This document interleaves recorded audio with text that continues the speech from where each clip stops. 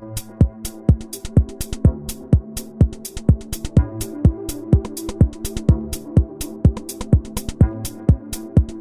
morning Philippines, good morning world. Oh, alam niyo ba kung nasaan ang ating Pangulo ngayon? Siyempre nasa United States of America. Alam niyo ba kung anong gagawin niya doon? Wala lang. Sabi pa naman ng Diyos niyong digong na sinasayang lang yung pera.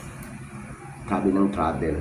Kasi ang akala nyo ay perfecto na yung ex-president niyo, no? Ex-president ko rin yan kasi sumuport ako sa kanya pero na-discourage ako dahil ang bunganga niya lalong lumalaki. Kasi imagine we are Christian. Ang salitang utang parang parang tumatayo na yung mga balahibo natin. So, anyhow, biro nyo naman kung talagang may isip, may utak ang ex-president. Sa bagay matanda na siya, mas matanda na siya sa hindi. Nakasanayan ko na kasi pero hindi na maganda yun eh. Kasi sa social media pa, pinagsasabi pa niya, mumurahin daw niya si PBBM. Wala naman siya, hindi naman siya inaano, hindi naman siya. Alam niyo ba, pag ang lata ay maingay, ibig sabihin walang laman yun. Kung sa tao, walang utak yun. Kasi alam niyo ba kung bakit palagi niyang pinag-iinitan si PBBM? Dahil marami siyang accomplishment, hindi pa nakatapos ng 6 na taon. Pero yun lang naman ang hindi naman pagkakamali. Yun lang naman talaga ano lang naman yan pag may mga campaign period. Yun naman katulad sa akin pag kumandida ako, sasabihin ko sa inyo pag once ako maging isang barangay tanod, papatapain ko kayo, maniniwala kayo. Hindi naman kayo dito sa akin kumakain araw-araw, wala naman tayong supplement na vitamins. Pero yung sinasabing nasa isip nyo, wala kayong talagang mga utak, common sense, 20 pesos na bigas. Mangyayari naman yun, pero hindi agad-agad. Ilang taon pa lang naman si PBBM o yung yung ex-president nyo. Kasi ang sabi niya, 6 na buwan. Kailangan masugpo na lahat ang mga droga, ng mga addict. Umabot naman ng 2 taon bago siya mamatay ng mga suspect na hindi naman totoong mga addict. Pinapatay para magkaroon siya ng accomplishment. Kaya yan, inuusig siya ng ICC. Then marami naman talaga mga records na dito na lahat mga yung sabi ng mga sa media, sa mga news na ganito, na hindi naman talaga suspect, hindi naman talaga drug user, hindi naman talaga pusher, yung pinapaparil niya. Ang gusto niya lang ay magkaroon siya ng accomplishment. Ang tao namang mga tanga na walang mindset, naniwala naman dahil porque daw droga. Nandito pa lahat. Nandito pa mga droga, marami pa rin. Walang makakapagsugpo yan. Kahit sino, dahil droga yan eh.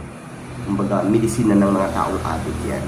So anyhow, alam niyo ba kung bakit ang ating mahal na Pangulo, pag nasa ibang bansa siya, pinagkakagulong siya at ina-appreciate niya lahat.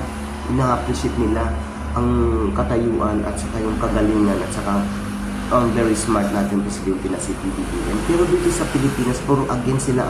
Kasi kung bakit, alam niyo ba? Kasi nakikinig sila sa ng digong nila. Pero hindi nila alam, bininta na pala sila. Yung naniwalang mga idiot na mga tangang supporters ni Digong. Ako supporters ako noon, pero hindi na nung pagdating ng PBBM. Kasi yun talaga, KBL talaga ako since na nag-start ako ng pagboto. Naniniwala dahil daw si Digong ay magaling. Anong kagalingan? Tingnan nyo, i-research nyo lahat kung anong kagalingan ang ginawa niya maganda. Wala, pamamatay tao lang, puro lang. Ko my God. Yung ba? O ngayon, ano nangyayari sa China dito in Philippines kung hindi ang may kagagawan dyan ang Tatay Digong ninyo? Yun ang may pakana. Kung bakit hindi tumitigil ang mga Chinese na paalisin talaga yung mga Coast Guard natin doon sa West Philippine Sea. Dahil ng China may karapatan. Dahil mayroong ginawa yung Tatay Digong, yung Bolton yung presidente, dahil may ginawa siyang kabulastugan, pambibinta ng lupa na hindi naman sa kanya, sakop naman ng Pilipinas, maging smart na kayo, huwag kayo magpakatanga-tanga. O ngayon, gusto nyo pa ang Duterte. Yung Sara niya, pinag-aano niya. Anong nagawa ni Sara? Oo, ginagawa siyang caretaker, pumupunta sa rally. Yung ba ang gusto nyo? Ha? Samantala yung ating president, very busy talaga para mag-encourage siya, para mag-convince siya ng mga businessman sa ibang bansa para pumunta dito sa Philippines, magkaroon tayo ng magandang trabaho. Oo, yun ang purpose ng ating mahal na Pangulo. Hindi siya puro potang. Ano ginawa? Hanggang ngayon pa, wala pa siyang hinto sa kapuputang ina kay PBBM. Hindi naman siya nung presidente siya, hindi naman umeksena si PBBM. Dahil yan ang totoong professional, totoong edukado. Oo. So, ito yon. Hindi nyo ba ina-appreciate? Ito, tinan. Panoorin nyo to, ang ginawa ng Secretary ng Economic Secretary ng Amerika, kung ano ang nasabi sa ating Pangulo, kung ano ang nasabi sa ating mahal na Pangulo, ang ginagawa niya sa kabutihan para sa ating bansa at saka para sa Pilipinas. O panoorin nyo to, oo, kung wala kayong hindi kayo nakakaintindi, i-research nyo lang. Oo. So, yun ang ginagawa ng ating mahal na Pangulo. Kaya kayo ng mga loyalist ni Digong na wala kayong mga isip, mga idiot kayo, o hindi nyo alam kung sino ang nagpapagulo ng Pilipinas sa between Pilipinas at China. Diba yung Tatay Digong ninyo, diba yung ex-president yung Digong na sinasanto ninyo? Kaya pala ingay ng ingay, kaya pala kinupunta si PBBM para hindi umaksena. Ngayon, hindi nga siya makasagot ng tanong ni PBBM eh. Linilihis niya. Ginagain na lagi. Kasi alam niyo ba, abnormal na kasi yung ano niyo eh. Hindi yung ex-president niyo. Kaya nakakainis kaya minsan ayaw ko na manood ng mga social media, pero gusto ko talagang malaman dahil isa akong tao, isa akong native na Pilipino at saka akong legit na citizen ng bansang Pilipinas. Yun po, panoorin niyo to. Ladies and gentlemen, please join me in welcoming Secretary Gina Raimondo.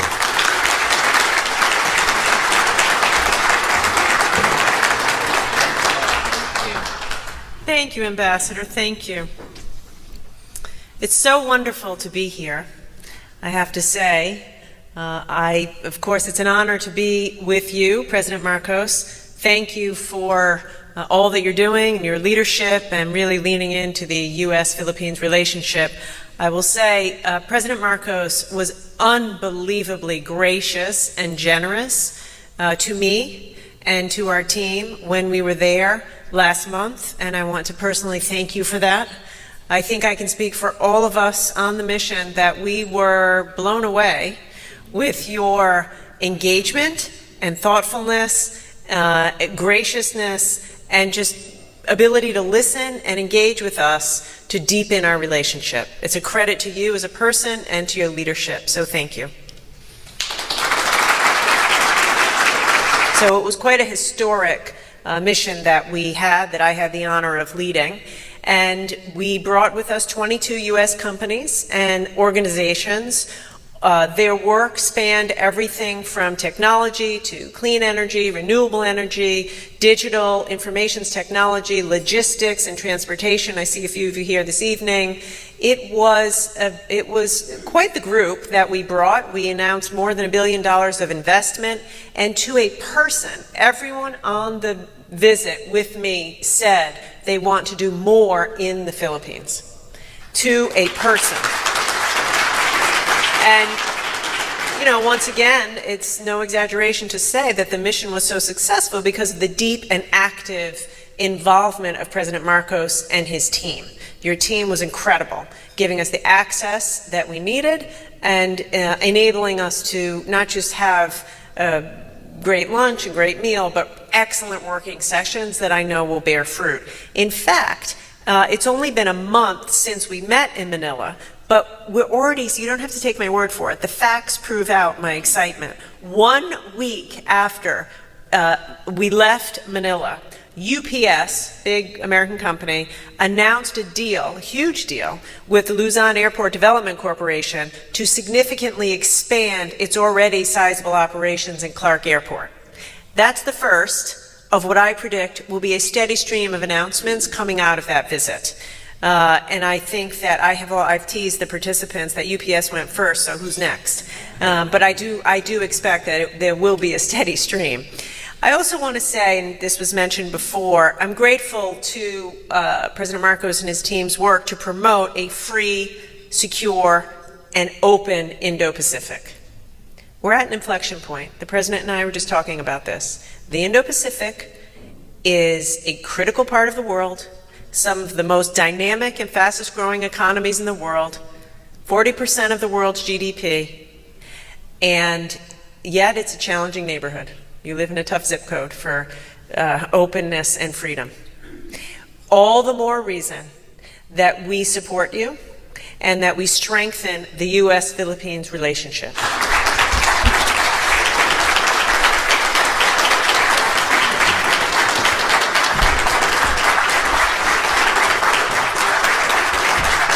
Thank you. Thank you.